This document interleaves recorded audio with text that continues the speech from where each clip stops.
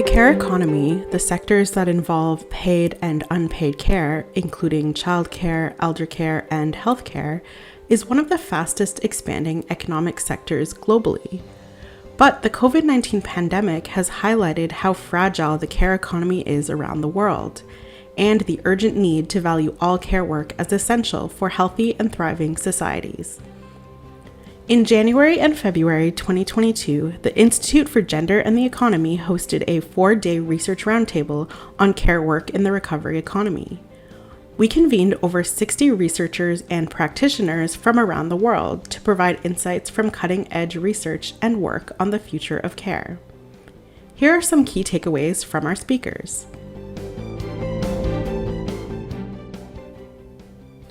On day one, we discussed the various impacts that caregiving has on careers and economic outcomes, especially for women. Here are some highlights from our speakers. Christine Beckman, Price Family Chair in Social Innovation and Professor of Public Policy at the University of Southern California, discussed how working caregivers often have to pass caring duties off to others, like spouses or grandparents, to accommodate work needs such as staying late or sending those extra emails. This benefits employers, but creates costs for workers. How do organizational demands impact the time of workers and those around them?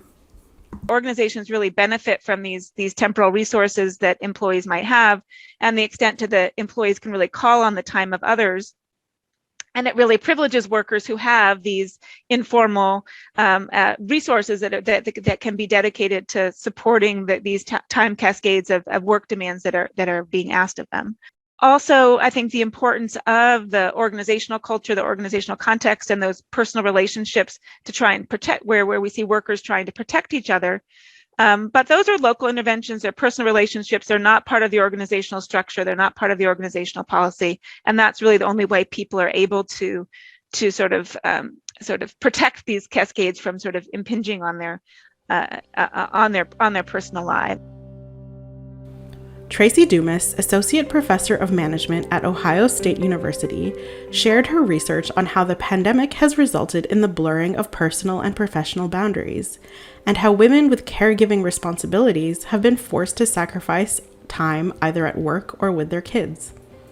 What might an alternative model of the ideal worker look like, especially for caregivers? Focusing here on the contextual features of the workplace that had an impact on these women. And so what we saw was that basically people discussed either the structural support. So these were things such as new policies, officially reduced work expectations, of course, tenure extensions. In some cases, few, not a lot, there was additional support from the university or the work environment in terms of childcare assistance. We wanted to highlight, because there were so many sad stories, we wanted to highlight a potential silver lining is this role of advocacy and all of the women who said, before the pandemic, I worked to make my personal life invisible, and that has changed.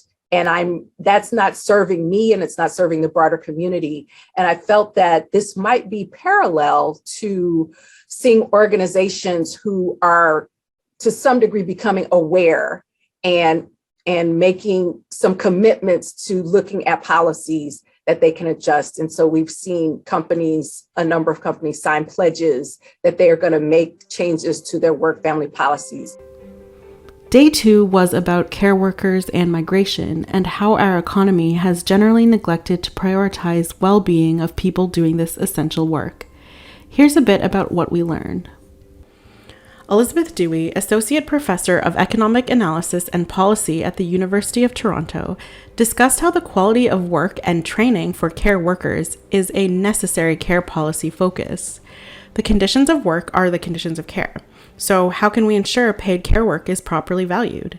There's different earnings trajectories, right? So in Ontario, you have, all the different pathways, staying in social assistance, staying in the education service. We have this nice sort of upward trajectory. It's still very low. So just to be clear, I'm not saying that this upward thing is an amazing increase, but at least it's going up.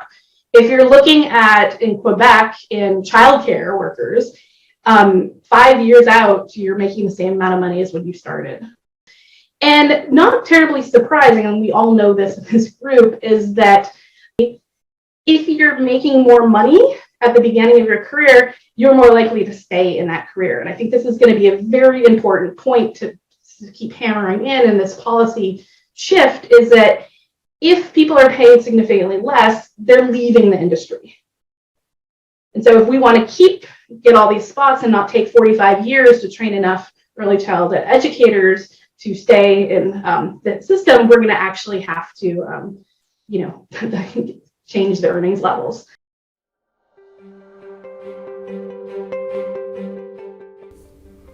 On day 3, we discussed care work, the macroeconomy, and policy. We talked about how to better value care and what kinds of policies could lead to a more equitable and sustainable care economy. Here's what our speakers had to say. Pamela Upal, Director of Policy at the Ontario Nonprofit Network, discussed how for-profit models of care have financialized essential care work, leading to lower quality and less accessible care. How can we create resilient models for care that prioritize people over profit and engage with all communities? You can have a variety of choices in care work and variety of ways in which care work is delivered. But if it's rooted in this nonprofit business model, there are some elements that are really important to this. So in our view, nonprofit business models are worth preserving and actually growing. The nonprofit business model centers people and well-being to safeguard quality for public interest. I'm not saying we're perfect, and there's definitely a lot of things to be improved on. But what I am saying is that here the motive isn't profit, but people and communities. And that's sort of built into the DNA of the nonprofit business model, not in the same way in which the for-profit model would function. So some of the key elements here is that we put mission first and not profit. So any profit that's generated is not being disseminated to shareholders or leaving communities. It's actually put back into the mission to be reinvested in programming, staffing, operations, etc. Also, there's no sort of short-term endeavor for a long-term financial goal. So that financialization piece, right?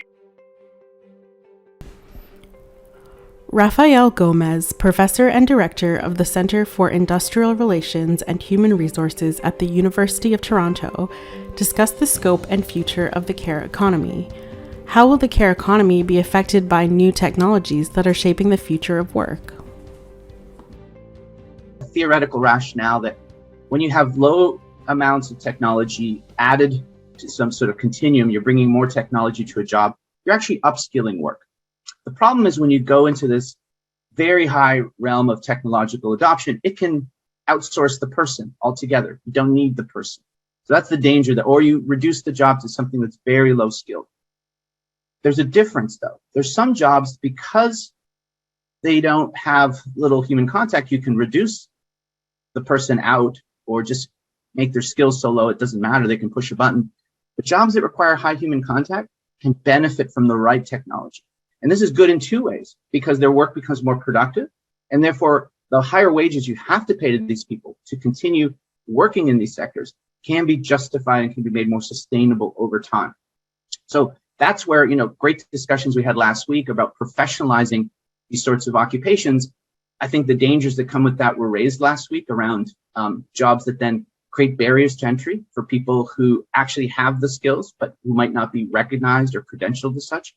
But I think some mechanism that can take jobs that have a high degree of human contact, that can benefit from applications of certain technologies, and can maybe benefit from the benefits that come from voice and sometimes unionization, sometimes professional occupation designations, can make that care economy benefit from the transition we're all going to have to move to, which is a bigger part of our GDP has to be reallocated to this sort of sector and the crucial work that it does. On day 4, we delved into the topic of care work in crises. Speakers addressed new research from during the pandemic and discussed what needs to be done for a resilient care economy moving forward. Here's a highlight. Catherine Scott, senior researcher at the Canadian Centre for Policy Alternatives, asked the question, recovery for whom? And how can we make sure this pandemic is a portal to a more sustainable and equitable economy? There are actually signs that things, there is tremendous opportunity at hand. Certainly widespread acknowledgement of the failures of the care economy. We see heightened public interest in care. I think new constituencies are advocating for change. We have an expanding evidence base. You would think that growing labor shortages will precipitate the type of policy intervention that's needed and has been discussed certainly by Emmis and other presenters this morning. And clearly there's openness at the federal level. But, you know, at the second time, or on the other hand, I do think the barriers are pretty significant, as reflected in continuing and ongoing jurisdictional conflict, the history of neglect and privatization in community and care services in Canada. And I think as well, a deep-seated gender bias, which really throughout, and we've talked about all of this, is really the assumption that women would just get on with it, that women, the real shock absorbers of the economy, will just step back and take care of it. The implicit bias of that is riddled through much of the pandemic response in Canada. Check out our report, Care Work in the Recovery Economy, for more details.